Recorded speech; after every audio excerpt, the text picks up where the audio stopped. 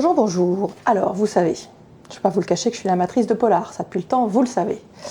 Eh bien, il y a encore mieux que le polar, il y a des histoires vraies, mais qui ressemblent à des polars, mais vraiment à s'y méprendre. Je ne sais pas si vous aviez lu L'homme qui voulait vivre sa vie de Douglas Kennedy. Mais là, c'est un peu un remake, mais c'est en fait une excellente enquête journalistique. Il s'agit de l'assassinat du docteur Godard. C'est écrit par Éric Lemasson, qui est journaliste, et c'est aux éditions Les Arènes. Alors, ce docteur Godard, vous en avez tous entendu parler, je pense. C'est l'histoire d'un médecin qui avait disparu en mer avec ses deux enfants, ses deux jeunes enfants, un petit garçon et une petite fille. Et on a découvert, quelque temps après sa disparition, au domicile familial, des traces de sang qui correspondaient à l'épouse. Et puis voilà, il a été poursuivi pour homicide, donc on a essayé de le chercher un peu partout, tous les endroits où il pouvait être parti avec son bateau, avec son voilier.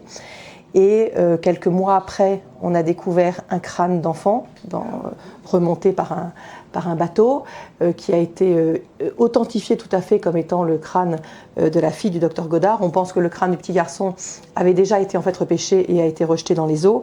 Et quelques années plus tard, on a retrouvé un fémur et le tibia du docteur Godard. Donc voilà, ils sont tous morts a priori.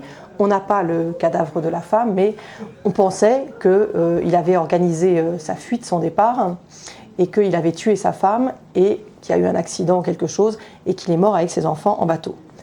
Et puis, voilà que ce bouquin surgit en disant qu'un journaliste, donc Éric Lemasson, qui a remonté toute l'enquête, étonné par cette histoire, parce qu'il y a plein de choses qui ne collent pas dans l'histoire. Il y a le fait qu'il y a les témoins qui ont dit qu'on avait vu le docteur Godard sur certaines îles anglo-normandes, qu'on a retrouvé des mois et des années après sur certaines plages, on a retrouvé des indices, on a retrouvé la carte professionnelle du docteur Godard, on a retrouvé des traces des cartes d'assurance du docteur Godard, et puis on ne comprend pas pourquoi il n'avait rien sur son compte alors qu'il vivait très bien et pourquoi il est parti. Bon, il y a plein de choses qui n'allaient pas.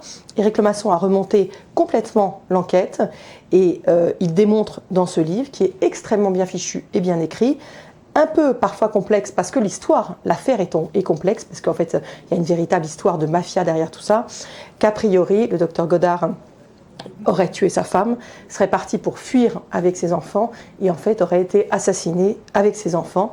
Et voilà, le bouquin est vraiment très bien fait, il faut le lire parce que c'est une véritable enquête, c'est absolument passionnant et voilà, c'est vraiment une histoire qui est bien fichue et qui est très intéressante.